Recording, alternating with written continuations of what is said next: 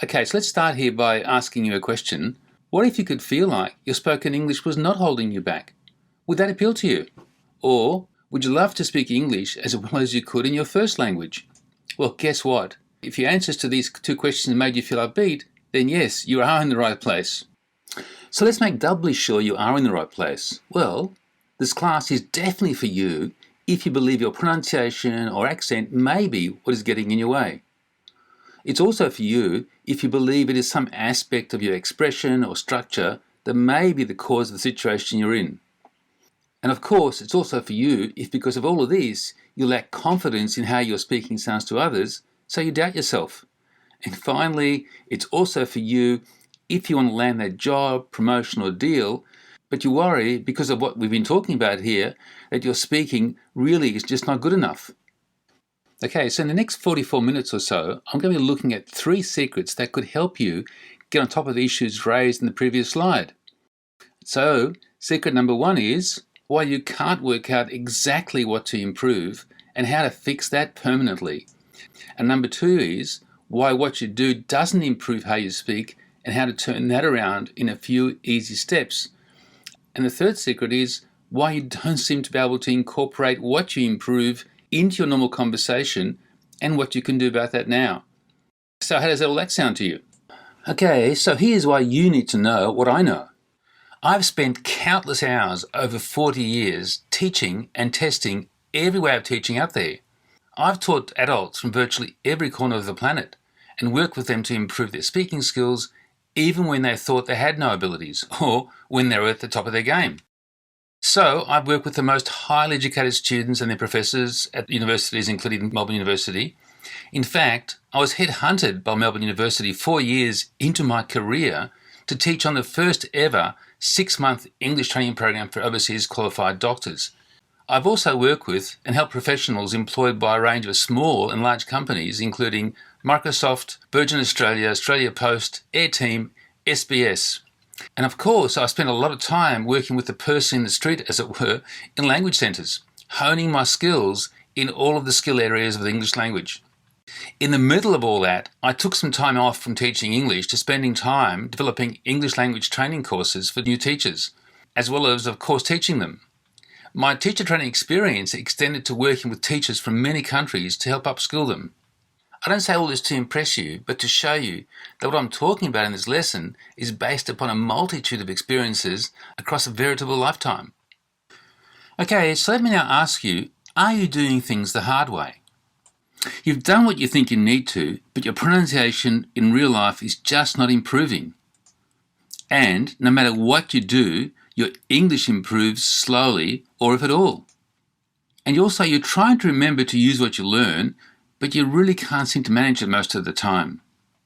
And you believe you've done everything you can to improve your confidence, but still you're struggling with it. And from all this, you are despondent about your chances of landing that job or career move, and all that makes you feel miserable. I can tell you from all the experience I've had working with hundreds of people just like you, that it doesn't have to be this way. Yes, you heard me correctly, it does not have to be this way. Let me now tell you about an easier way. You are now the master of your own learning, knowing what you have to do to move ahead.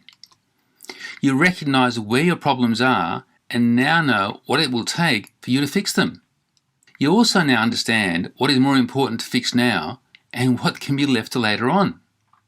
And what's more, you now know what exactly you have to do if you are to transform what you have fixed into your normal conversation. That's huge, as before you knew a lot but somehow never seemed to say what you needed when you needed to say it. And now you feel much more comfortable with your colleagues, clients and managers as you no longer feel second rate or as if in some way they're looking down at you. So how have the following people been able to improve their English without having been stuck for so long? Here's the first example, Stella, an experienced and skilled Italian language teacher who had achieved a really good level of English, but still she was not able to achieve the level she yearned for. She had used all the practices she used with her students, but they just did not seem to work at the upper level she was at. She came to the conclusion that she was missing something, and so decided to learn the system I was teaching. Stella soon recognised that she was now on a far better path.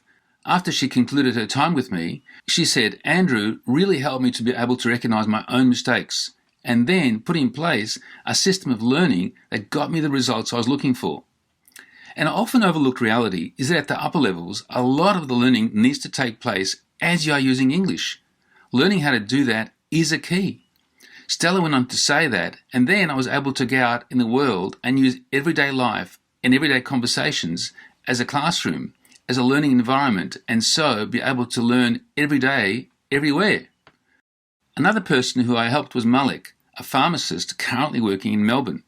He came to me worried that his colleagues and customers were not understanding him in the way they should be, so his confidence was taking a big hit. He was feeling ashamed and worried about his performance.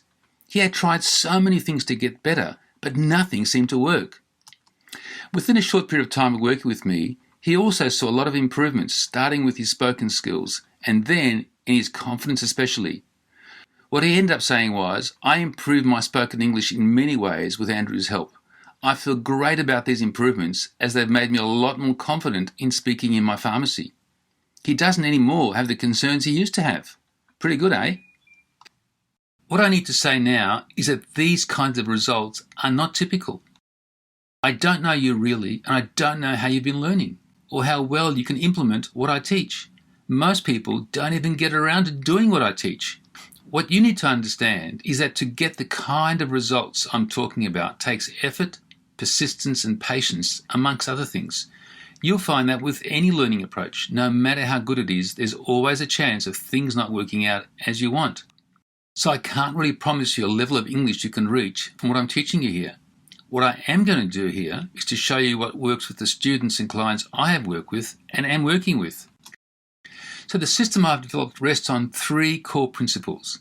These principles are not properly understood by the vast majority of learners I've come across, probably because their teachers were also missing them, and that's a whole other story I don't wish to go into right now.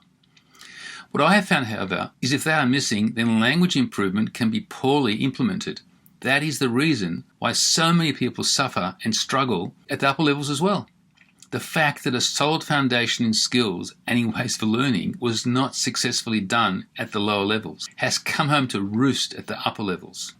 Without properly understanding these principles and successfully implementing them in the areas where there are issues, your progress, I'm afraid to say, is inevitably going to be patchy at best. So now let me first reveal for you secret number 1, and that is why you can't work out exactly what to improve and how to fix that permanently.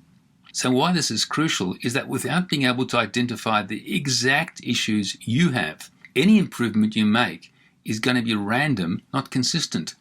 This is the reason why you may be improving too slowly or may even feel like you're stuck. Most people focus on knowing more vocabulary, studying pronunciation, better understanding the grammar, and so forth and so on. Doing all this is going to put you on a slow path, and why that is we'll look into very soon. So what I'm proposing here is to stop doing all that and focus instead on learning to identify the issues you have. That puts you on the path to being clear about exactly what you need to do. What we will do now is to look at just how to do that. Okay, so let's have a look at now why you may be struggling to work out exactly what to improve. Without managing to consistently recognize what needs improvement, struggle is going to be guaranteed. This is in fact what a lot of people find, because they don't have a reliable way of finding out what are their exact issues. If you don't know what they are, how can you improve? So why does this problem happen?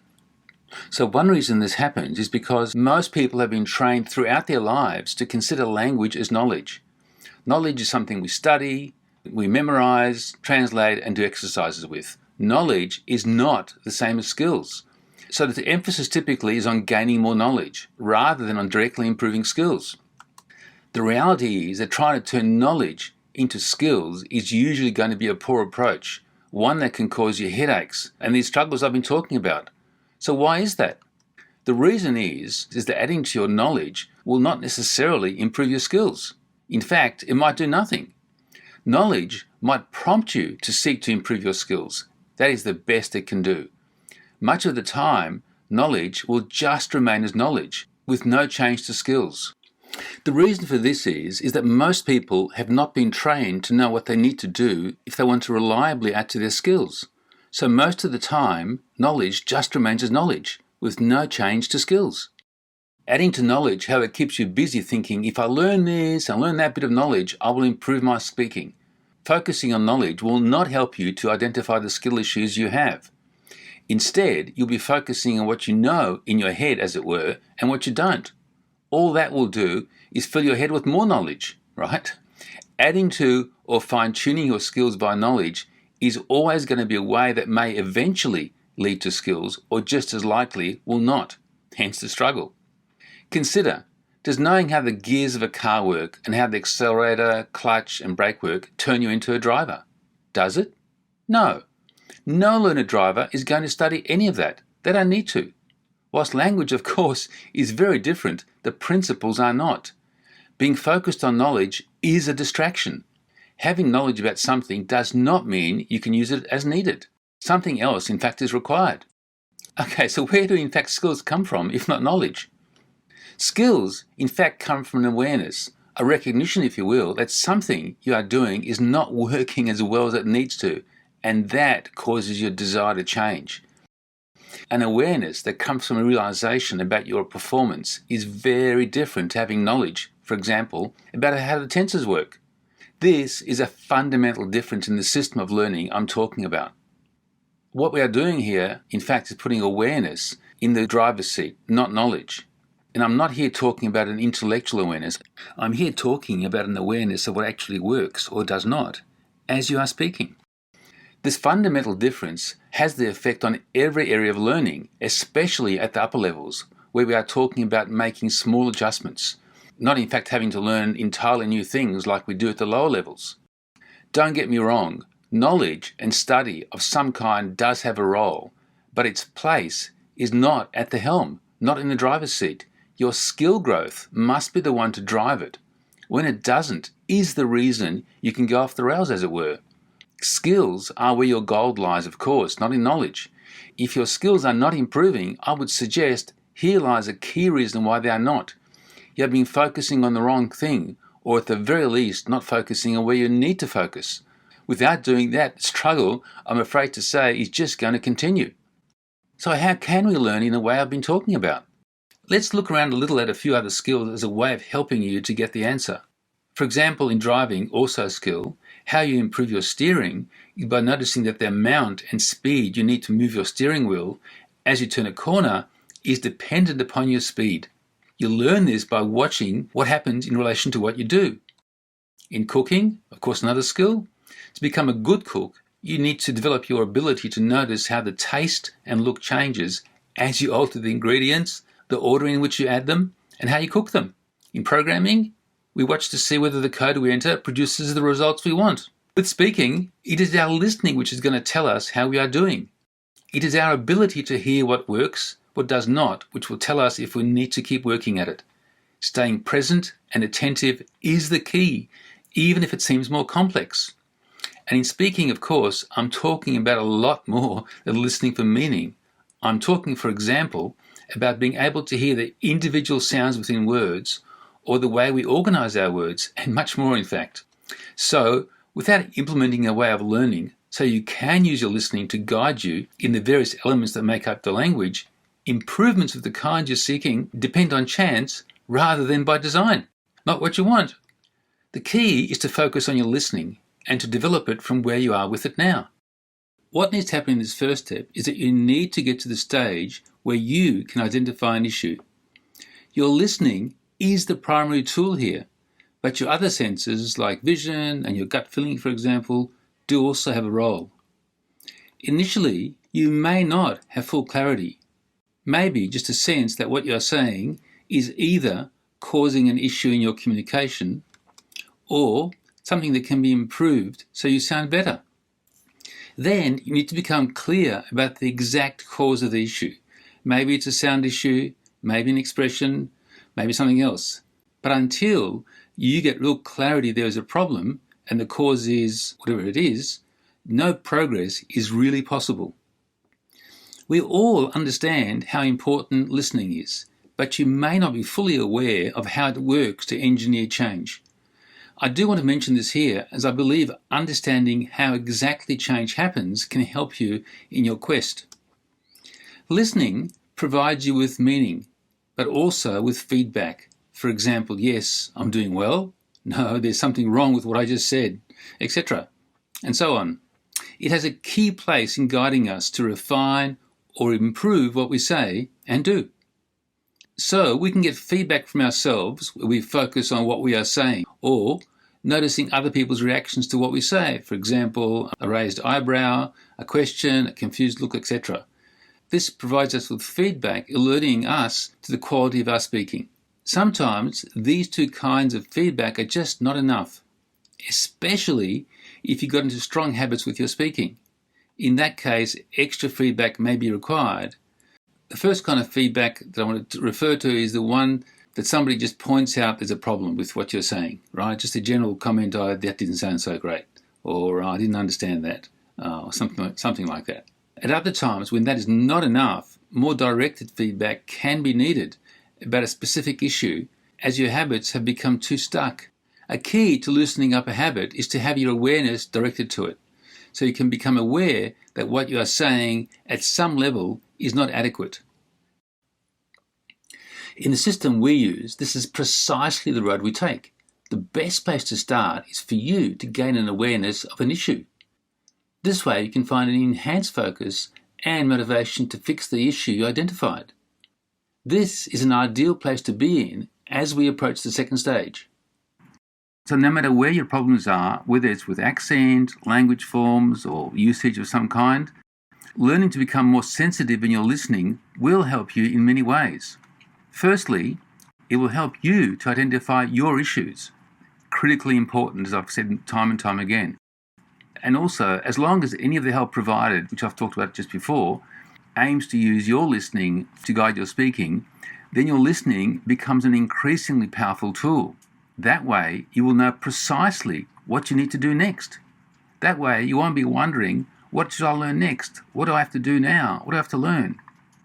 Another key benefit is that this whole process will help you to become self-reliant, critically important at the advanced levels. So as you learn to identify your issues, you will feel a new sense of empowerment as you now see what really needs to be worked on. This is why this step is the first step of the system we've put together. Now what we are going to do is to look at the next step, namely what to do with the insights you've gained here so you can actually improve your speaking.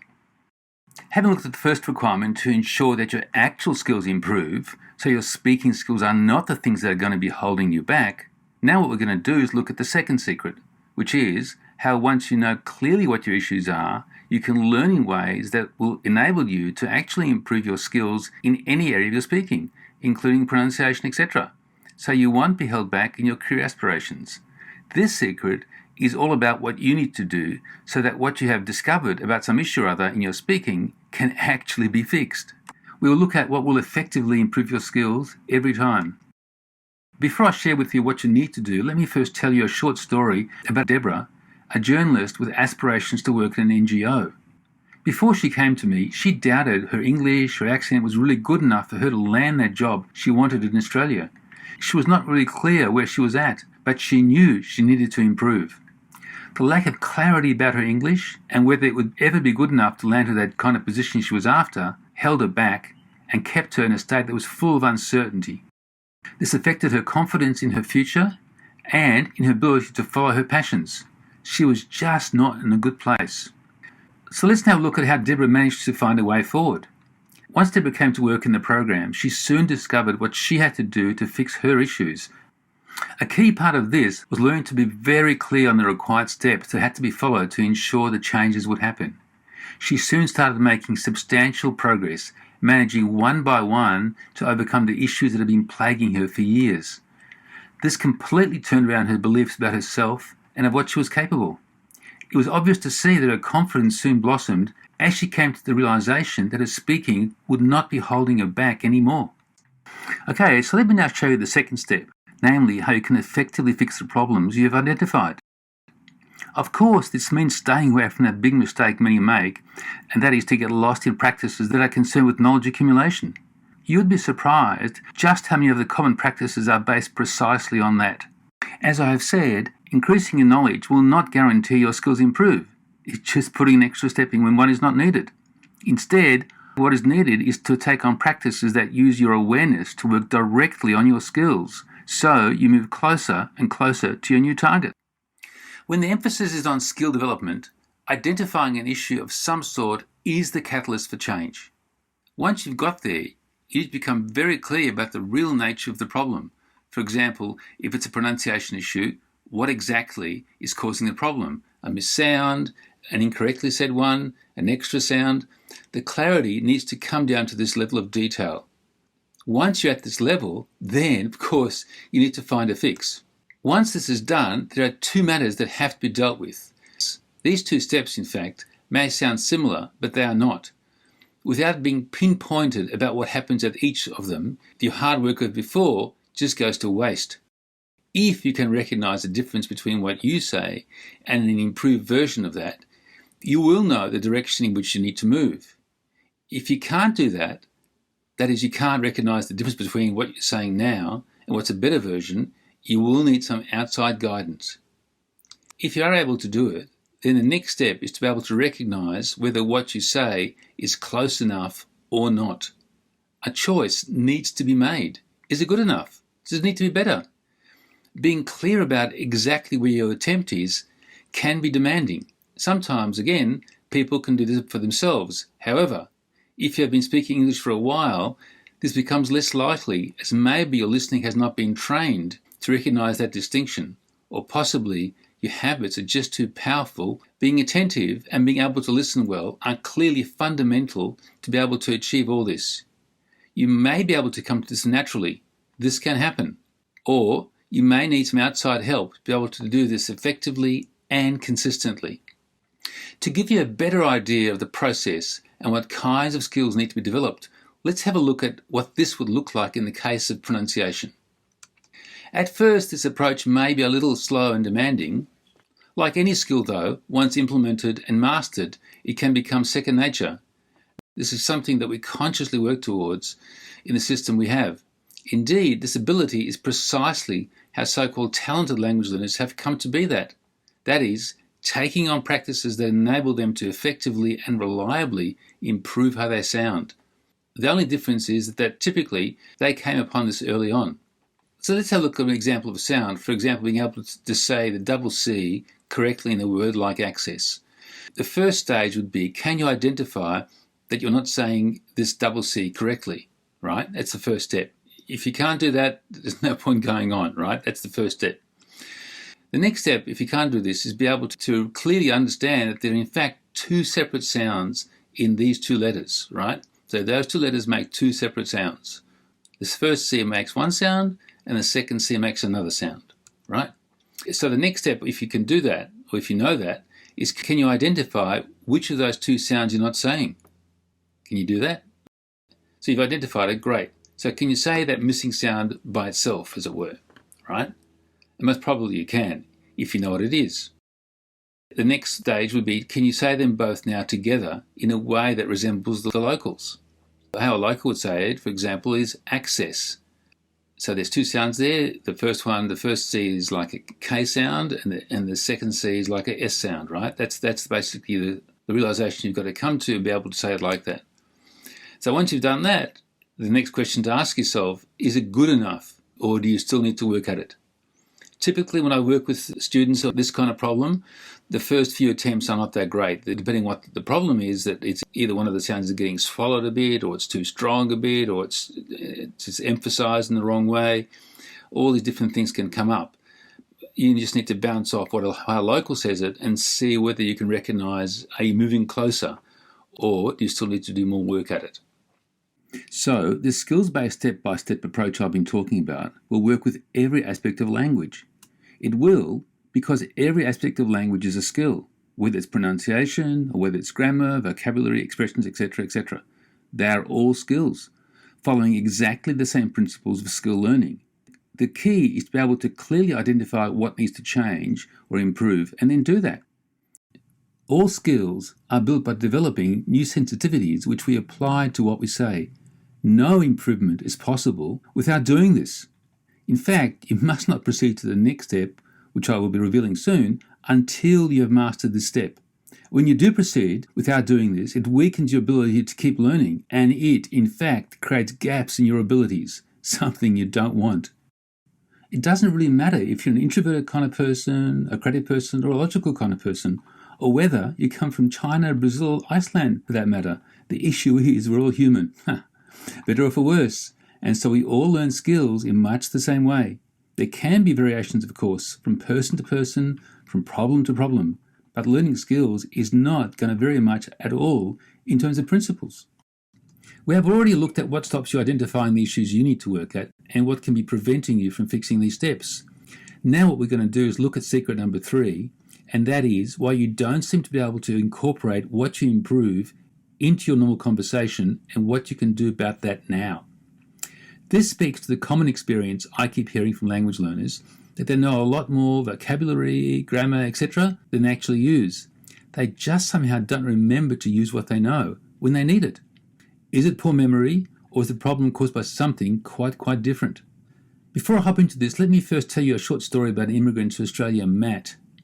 Matt had always worked hard both in his chosen profession and in English. After he'd been in Australia for a while, he realised that his pronunciation and general expression was really not good enough to really reach his potential as a hydro engineer. He was quite despondent about his situation, as despite working hard on his English, he felt he was still not properly understood sometimes. As a result of the direct and indirect feedback he was given at work, he knew he was not performing as well as he could. Matt tried many things over many years, but his English seemed stuck. He ended up working with me as he recognised he needed some outside help. Once he joined the program, he was given highly focused feedback that enabled him to start focusing on his problems and a way to become more focused so he could start to hear more. After working with me for a relatively short period of time, he said, I was now unlocking my English in a way I was never able to do before. He felt that to be really empowering. What was equally as valuable, I must say, was that when he left me, even though he knew there were still things he had to work on, he now had a methodology and the skills he could use to now identify his own problems and to fix them. This third step is as important as the first two, I have to say. This step is essential if you are not going to let all your hard work in step 1 and step 2 go to waste. This is in fact what can happen and does happen. I've yet in fact to come across a client who has a consistent way of ensuring that this part of the puzzle gets solved reliably. So is this you? You may have worked hard to learn all this pronunciation, grammar or vocabulary, but somehow you just can't seem to use what you've learned or have been taught. From my end, I see evidence of this when I point an issue out to a client they may have, and they respond with, oh yes, I know that. When I ask them how come they didn't say the right thing, typically I get the answer, I have a poor memory. Memory is not the problem. The problem is they have not made that bit of knowledge into a skill. It's as simple as that. That is what we're going to be looking at here. This kind of problem happens because there's such a poor understanding of what skill development actually requires. Skill development happens most reliably when you go through a sequence of graded steps. First, as discussed just before, in the second part of the lesson, the foundation needs to be established and taken on as a skill. That is something you can actually do reliably and consistently. It is the same with the next step and the next. Very simply, what's needed is to build up the skills one step at a time, starting with the foundation skill. Each high-level skill rests on a lower-level skill. As with the first step, mastery at each level is critical.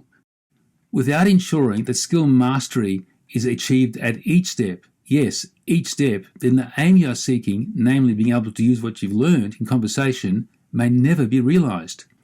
Okay, so let's go on and have a look at an example of this, of how these steps might look in practice. The best way of doing this, I believe, is first looking at a simple practical skill. You may be thinking, oh, Andrew, that's very different to a complex skill like language. Yes, it is different, but the principles are identical. Practical skills highlight the principles really well.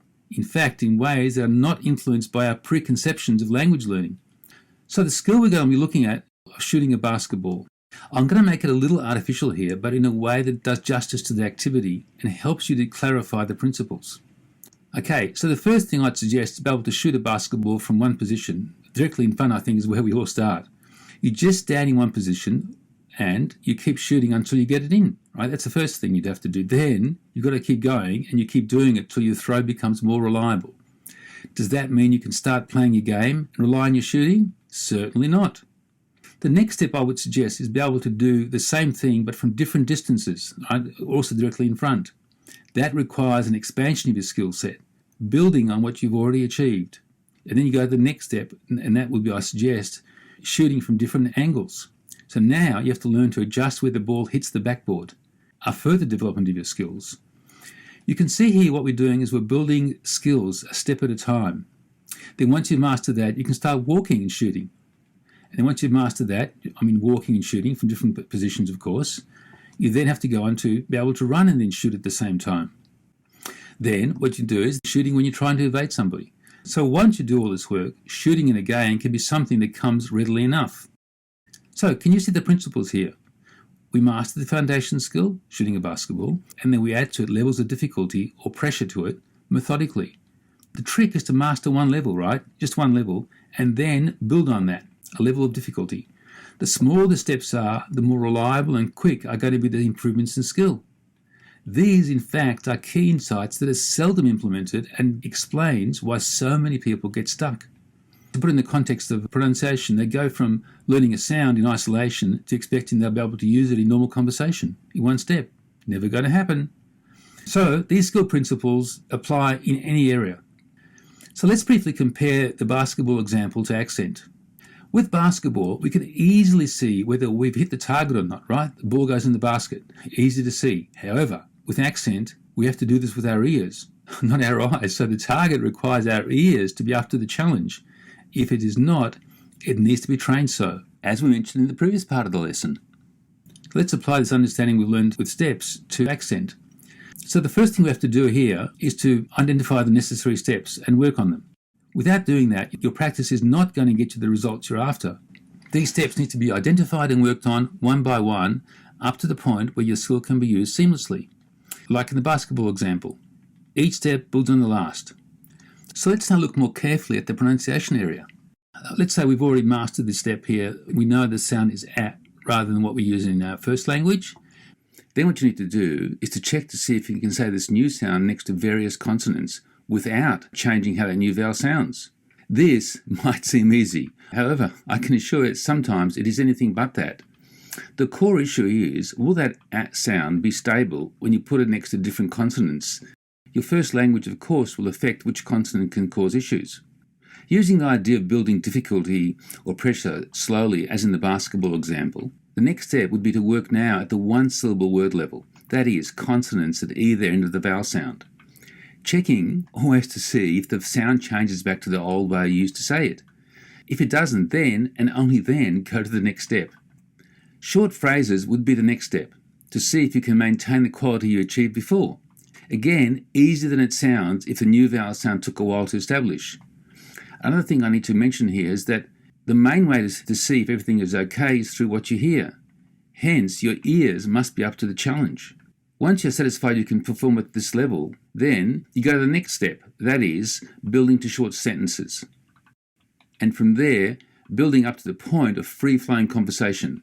This is the way to ensure that what you learn does end up getting used in your normal speaking. Mastering this way of learning is what can ensure that you can get over the seemingly most stubborn of problems. So once you learn to apply this method to whatever you are learning, then you can be assured that no matter what aspect of English you wish to improve, whether it be pronunciation, structures, etc., it will happen. That is, as long as you identify the required steps and go through them, hitting all the criteria you established. Then the improvements you work on will be incorporated into how you speak every time. That is, every time you put the process into place. So once you go through this process sufficient times, this learning approach can become second nature. In other words, you will do these steps automatically, in fact, like all really successful language learners do. Not using learning ways that are based on this skill learning science will mean that your progress will be a random event, something I'm sure you don't want. That is why this is the third core part of the system we've put together. Without doing this successfully, everything else you do, sadly, can come to naught. Okay, so now here is the real opportunity I see for you. You can learn English to the level of how locals speak as long as you approach learning in ways that will produce results. The problem is, a lot of the time this does not happen. This process needs to be dependable, not ad hoc, so the improvements keep happening.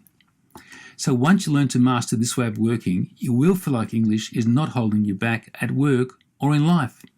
So once you move in the right direction with the right tools, you will no longer feel that you're second rate, as you can see that what you do does create the learning you are after, that being improved skills, and with that improved confidence in yourself and in your ability to be as articulate, as expressive, and as easily understood as the locals are.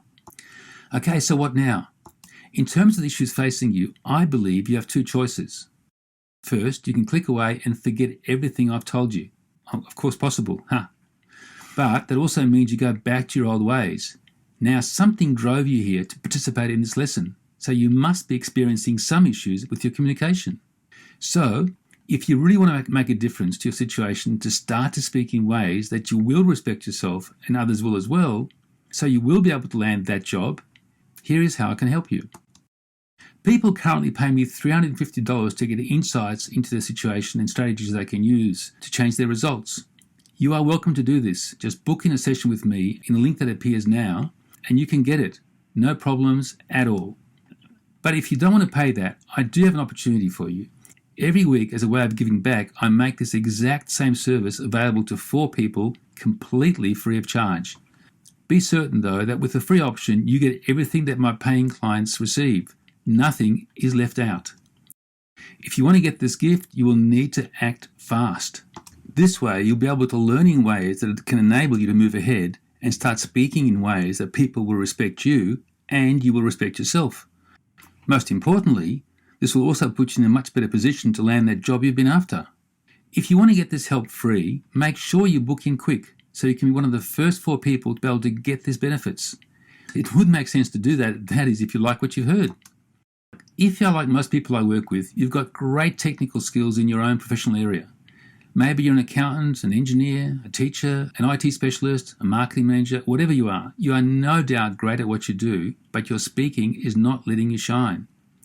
Don't let your expertise go to waste because of your lacks in your speaking. What is that costing you now, financially, or even on a personal level? And what will that cost you over the coming years? So make sure you can get the job you deserve. If you find the way I have of solving your problems is valuable, you may want to become a client of mine. If that is the case, then my rates start at $375 per month. They start there. This is only a guide, so you have an idea of my rates. I'm not offering you my programs at this stage, right? I'm just letting you know, just in case down the road you may decide to consider my services as something you might want to use. After I help you, I promise not to pester you or pressure you in any way at all. I do not want to push anything upon you. My own coaching, in fact, is by application only. At this moment, it is not available to you.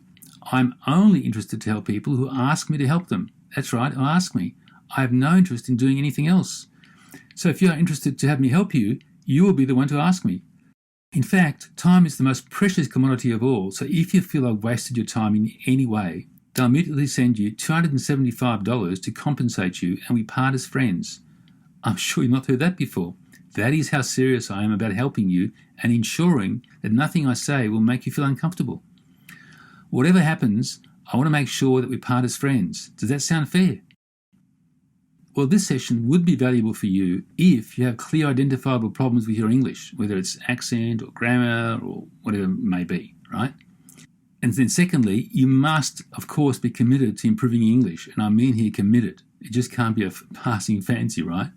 And then also, you must be open to new ways of learning. That's also important. On top of all that, you must be able to take on responsibility for your action and for your results.